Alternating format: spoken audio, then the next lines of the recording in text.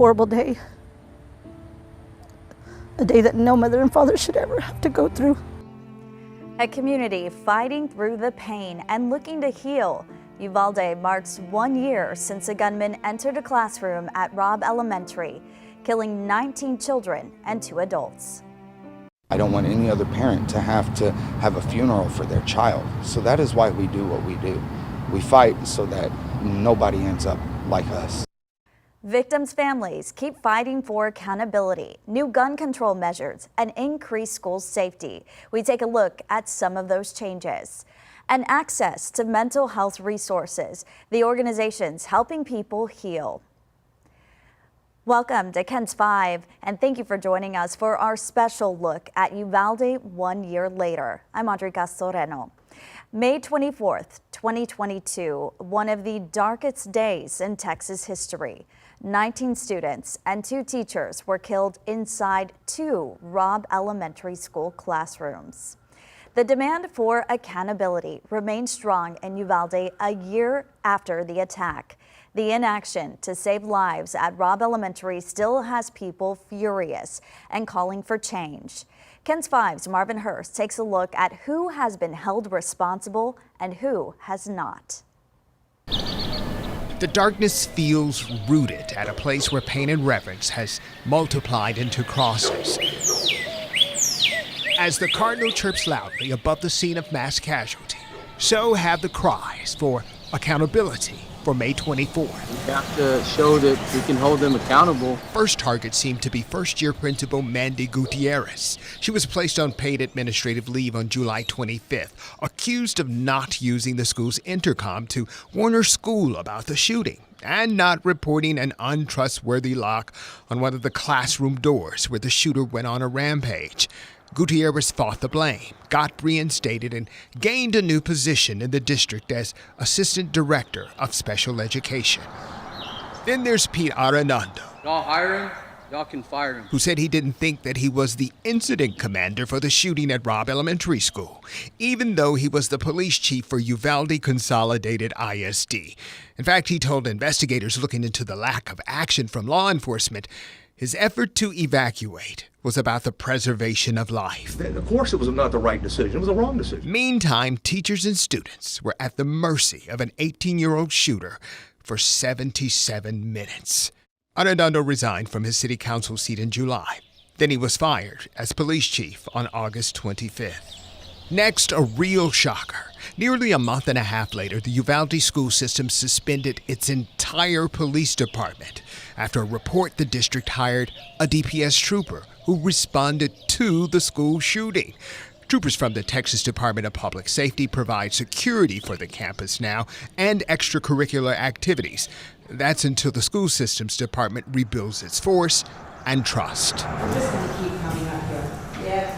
Until something is done. 3 days after the police force decision, Superintendent Hal Harrell announced his year-end resignation after battling questions about his leadership. His departure came with cheers from opponents and prayers from those who supported his 31 years in the school district. On November 17th, Lieutenant Mariano Pargas retired from the Uvalde City Police Department. The veteran officer and acting police chief left after a CNN report revealed he knew at least 8 victims were still alive, but did nothing to save them. That's according to the report, even as emergency dispatchers relayed a call over the radio from a 10-year-old student inside of Robb, on the phone with victims around her. But Pargas is still a county commissioner. There's an independent review that revealed that the Uvalde County Sheriff had vital information about the shooter, but did not share it with law enforcement. And a review also found that Ruben Nolasco's deputies did not have an active shooter policy at the time of the mass shooting. He remains on the job. What we're looking for is accountability. DPS conducted an internal investigation into 7 troopers who responded to the Uvalde school shooting. 4 were cleared, 1 got fired, 1 resigned, and then got hired as a Uvalde school police officer. She was fired after outrage grew in the community. 91 DPS personnel responded to the shooting, yet they never took charge on May 24th. Calls for DPS Director Steve McCraw to resign produced no results. So, in this place where tragedy met transition, darkness and despair shapes one of life's most crucifying moments, there is light. Name after name after name. Children and teachers at a school becoming angels on a day when no one expected them to gain their wings. In Uvalde, Marvin Hurst, KENS 5. And a Uvalde demonstrator leading the fight against gun violence is a former Robb Elementary teacher who survived the shooting. Arnulfo Reyes was one of several people at this memorial in Uvalde, wearing an orange shirt and carrying an orange flag. The color is associated with the fight against gun violence. I sat down with Mr. Reyes and talked about his journey towards healing and change.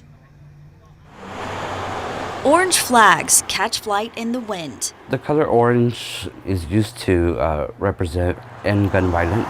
On businesses and homes across Uvalde. I want the world to know and never forget them. Their presence, as loud as the pain, Robb Elementary School teacher and survivor Arnulfo Reyes still feels 1 year after that tragic day. There's still pain, there's still discomfort, there's still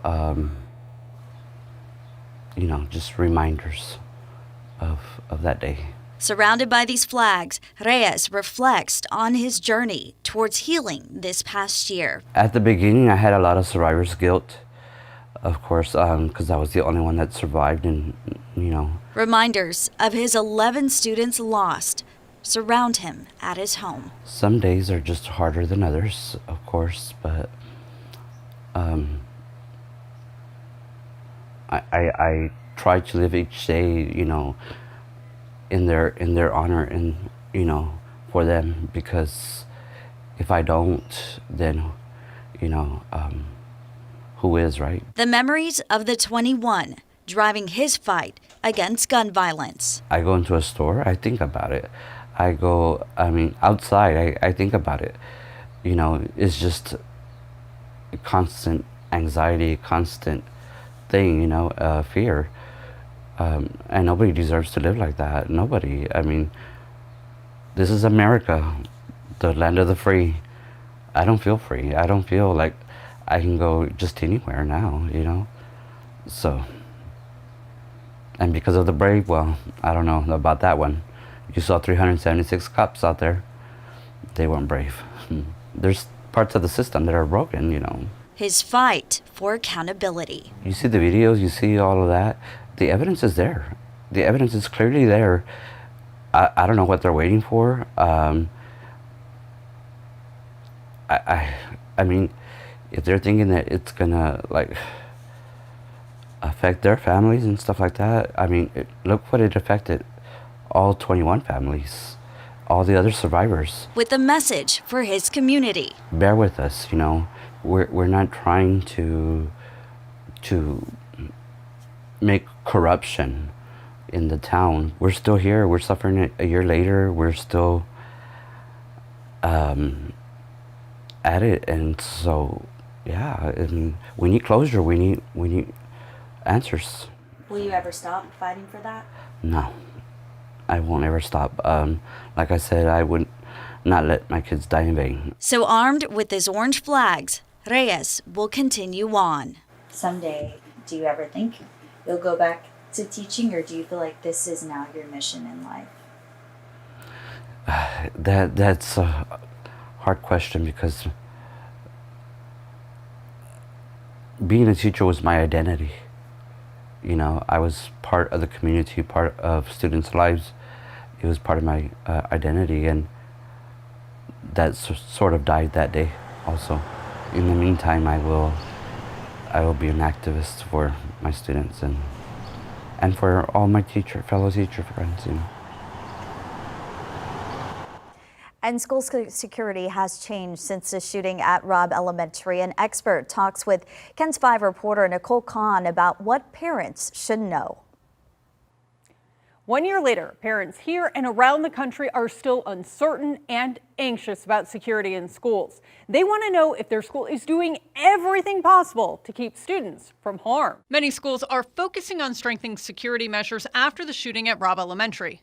But it might be a false sense of security. Analysis shows school shootings don't happen because of technology deficiencies. When security works, it's because of people. When it fails, it's because of people. Ken Trump is a school safety expert. He recommends schools invest the time to train people in security measures. The first and best line of defense remains a well-trained, highly alert staff and student body. The number one way we find out about weapons, plots, and kids who are going to cause harm is when a kid comes forward and tells an adult that they trust. But overall, school security is seeing improvements. Schools are much better at preventing shootings and other violence than they were 10 or 20 years ago. The bad news is we're dealing with human behavior. Incidents still fall through the cracks. Here's what parents can do to help protect their students. Let your children know that there are adults there working hard to keep them safe. If they have a concern, tell their parents, tell the trusting adult at school, speak up. He says anything that looks out of place should be reported, such as a stranger on school grounds or an out-of-place car at arrival or dismissal. Nicole Kahn, KENS 5. Important information, and Jaden Canizales was inside room 112 during the shooting. He spoke with Henry Ramos in the days afterwards and shared his terrifying account of what happened. Jaden met up with Henry 1 year later. This time he shared his journey and a powerful message. It's a snapping turtle. A curious 10-year-old Doing okay? who is still trying to adjust a year later. Still a little sad? Angry? Jaden Canizales is a brave survivor of Robb Elementary. He walked out of room 112 alive, unlike many of his friends or teachers. And I was scared when I saw most of my friends die. The day after May 24th last year, the then fourth grader shared his story, an interview he bravely wanted to do, an interview I won't forget. He came in, he says, it's time to die. At the time, his parents didn't want to show his face, but Jaden wanted the world to hear. I wanted to get all the feelings outside. A year later, he reflects. Those same feelings are still felt today. Sad, angry, I'm good, I'm better. They say a mother knows best. He has a lot of anger and he has a lot of survivor's guilt. As Annette Rodriguez is Jaden's loving mom, who says her son is still taking it hard. I know there's times he does try to, be strong and try not to show it, but I know deep down, like, he's hurting. A journey to heal almost seems impossible. You're okay one day and you're not okay one day. Rodriguez says they are constantly reminded of what happened that dark day. Receiving emails from the school, it's like, that brings me back memories. Just emails. Everything to change for no more shootings or anything. There was recently one in a mall. When you saw that, what did you think? I was mad. Jaden and his family's fight for change and journey to heal, far from over. He felt me. I'm gonna name him Soft Jr. Another one of the survivors was Mia Cerrillo. She called 911 from inside Robb Elementary. KENS 5 reporter Zach Briggs spoke with her mom about how she's doing on her path to healing.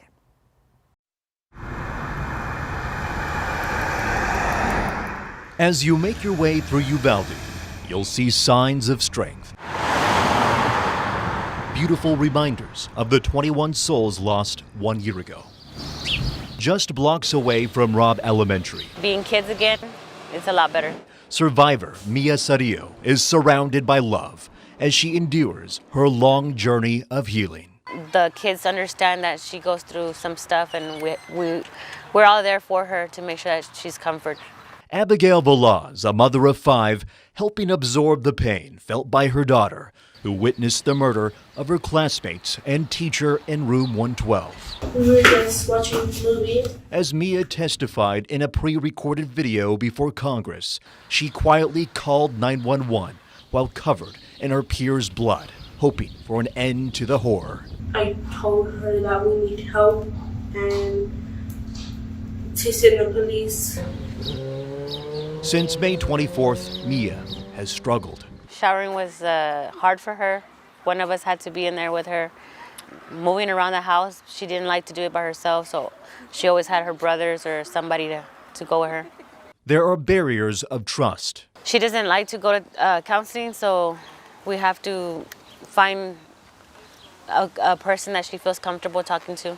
The most comfort comes from her fellow classmates who somehow made it out alive. If one has a nightmare, they have a group chat where they contact each other and ask questions about, okay, can you go to sleep, or do you want me to call your parents? And through all the darkness, Abigail says her warrior of a daughter is slowly overcoming the trauma. Since May 24th, just her being able to come out on her own, out of her room, little stuff that she used to be afraid of, now she has moved forward. That feels really good to have her being herself again. A family, and in many ways, a community united through tragedy is keeping Uvalde strong. We love the prayers, and we thank you everybody that prays for the kids. When they reach out to us and talk to us and, give us advice and stuff, it's really nice that helps.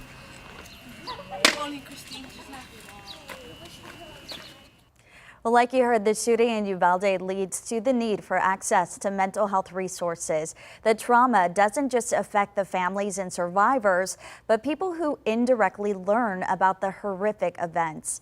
Troy Kless shares advice from mental health experts about what parents and kids can do to cope. In Uvalde, a community comes together as it marks 1 year since the tragedy at Robb Elementary. Social support and connection with people that matter to you in a situation like this is what is probably the single best thing that we can do. Dr. Robert Kyler is Chief Clinical Officer with Free Spirit, a group that helped establish a mental health clinic at the Uvalde Community Hospital 20 years ago. But the pain isn't just felt here. It's normal for them to, for kids to want to ask questions again. They're wanting to reestablish that they're safe.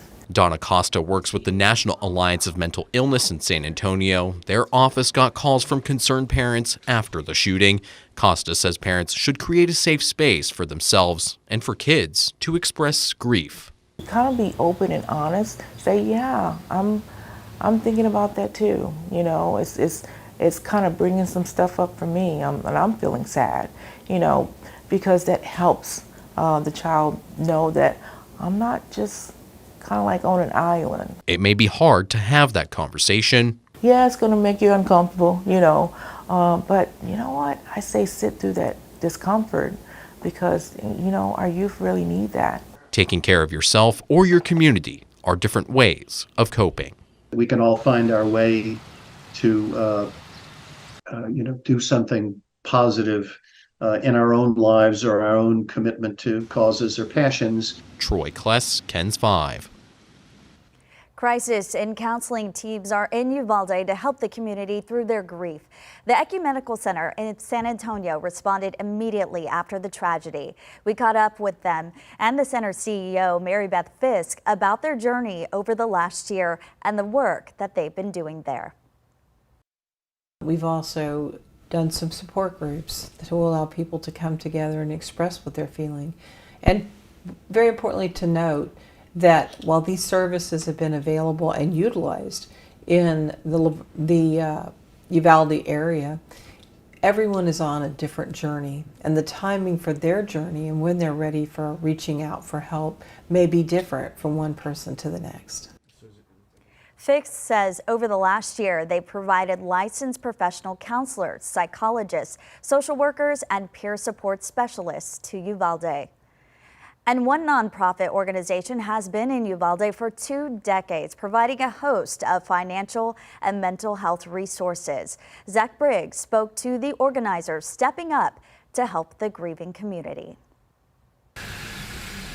You never think that this would happen in your small community. Unfortunately, it did. Reminders of hope through times of tragedy. Strengthening the family unit.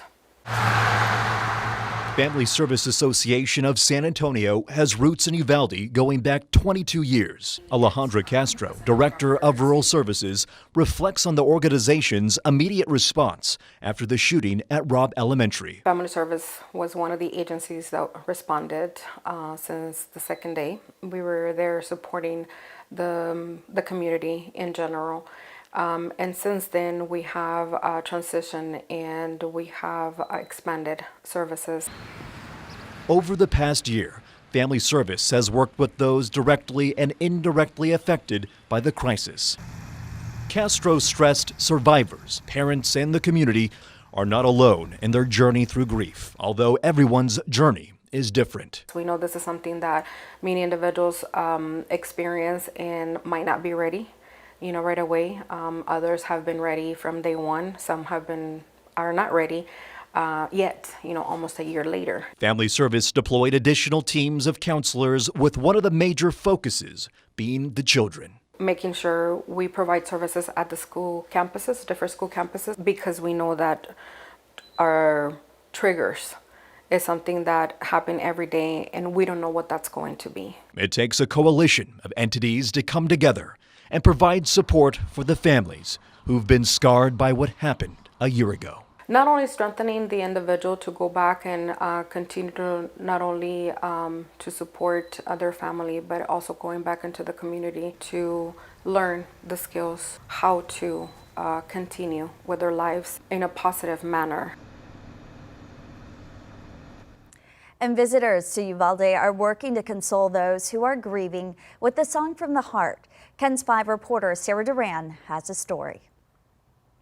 For the last year, the Uvalde Town Square has been a central place to gather and remember the victims. Today, it served as a site of healing for those continuing to grieve.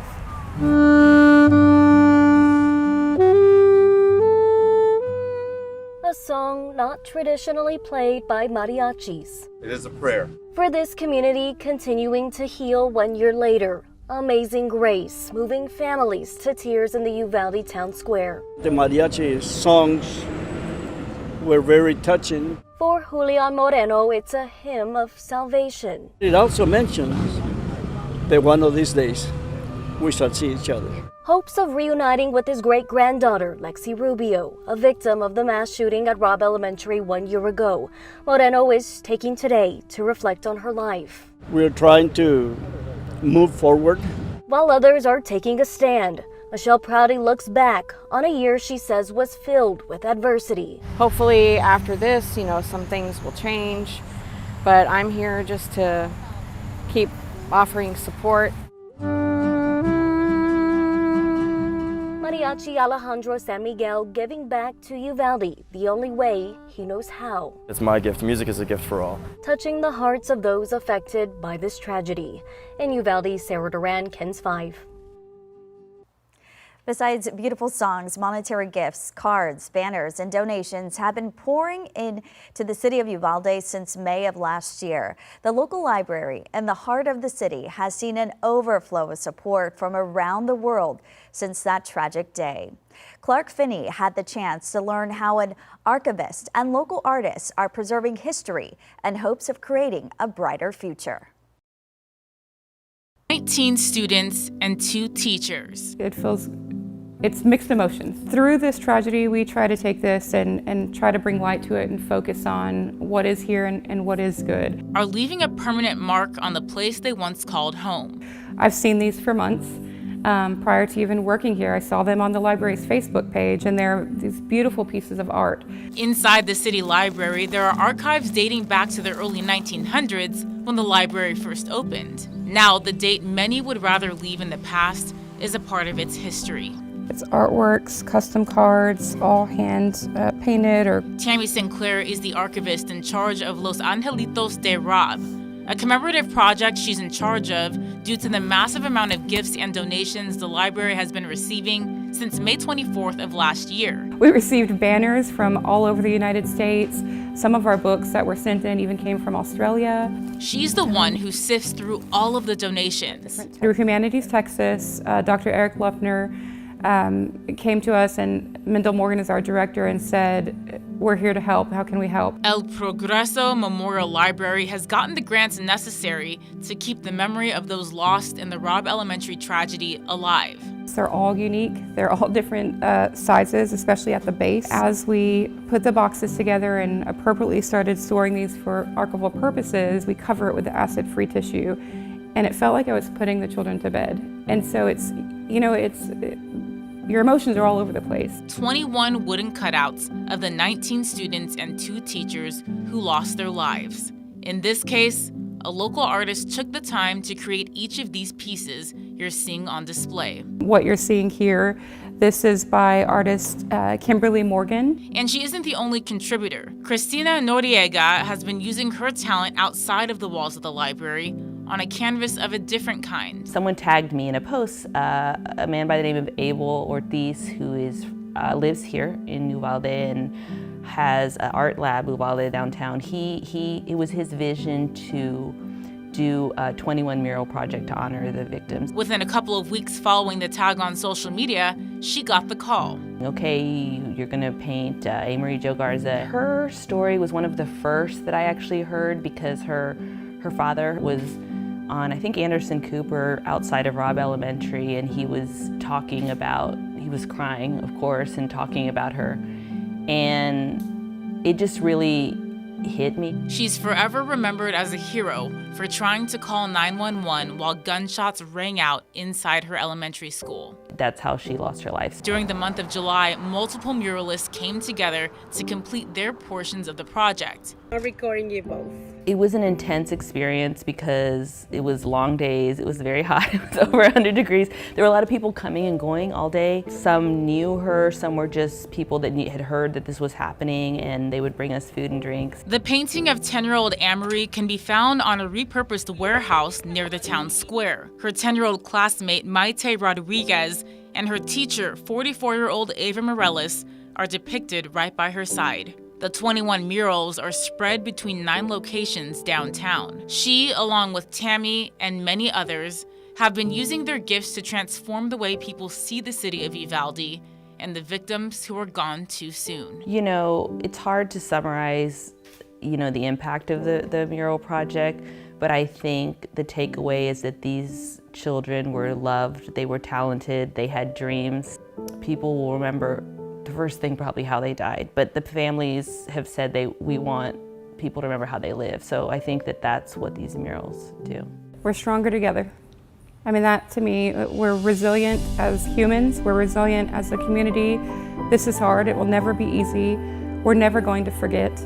But again, we want to help heal and grow and move forward. Clark Finney, KENS 5. Truly beautiful memorials. And Destiny was delivered to a local musician who wrote a tribute song to the parents of the victims of the Uvalde shooting. A quick encounter turned into a lifelong memory for Jay Dominguez. KENS 5's Roma Villavicencio spoke to him and the mother of one of the victims. It's an 856D. Let me get in and I'll get you the price. Yeah, 856D. Customer service at its finest when you step foot inside this music store. I mean, this means it's gonna last. Remember AKG stuff? In the mix of answering phones and people's questions about instruments and equipment, This is known as the green bullet. manager Jay Dominguez values that human connection, Okay. which recently led him to a destiny he'd been praying for. It was a godly thing. I mean, the odds of them seeing me. Dominguez, a seasoned musician, sees a lot of familiar faces from the present and past, but back in March he ran into a couple as he was looking to share the new song he wrote dedicated to the parents of the 19 children killed in the Robb Elementary School shooting. And I was passing by and I heard Uvalde. And I said, oh my God, And so I stopped and I go, excuse me, Yes, he said, I have something for Uvalde. So he took us to go and he asked us to take a seat while he went to go get whatever he was going to get. So he comes back with his cell phone and he introduces us to this song. Mommy, Daddy, please don't cry. about halfway through the song, they started crying really hard. I started crying because that was something that I really needed to hear. You know, with the situation and everything going on, that was something that was comforting, and like I really needed to hear that moment. She is Sandra Torres, the mother of 10-year-old Eliana Torres, one of the 19 angels from Robb Elementary. So I said, my God, this is God sending them to me here, you know, and me hearing it and stopping, because I could have just proceeded. Mixed emotions, like the part where, the beginning part, it was like so comforting because it's a little girl talking to her daddy, to her parents, telling them that they're okay and everything. And that's what I needed to hear, like they're okay, they're fine up there. We're all doing great here in heaven. A message perhaps only music could convey. I started writing one line, and it was kind of real different, because one line followed another line. I didn't even have to think about it. And another line followed the other line, and started, with a melody, with a guitar. Only laughter and joy. Now a father and grandfather, Dominguez says he had been out of the music scene for 20 years. He surprisingly found a guitar inside his storage, thinking he had gotten rid of all his equipment, and says in that moment he knew Crayons from Heaven would become a piece of this earth.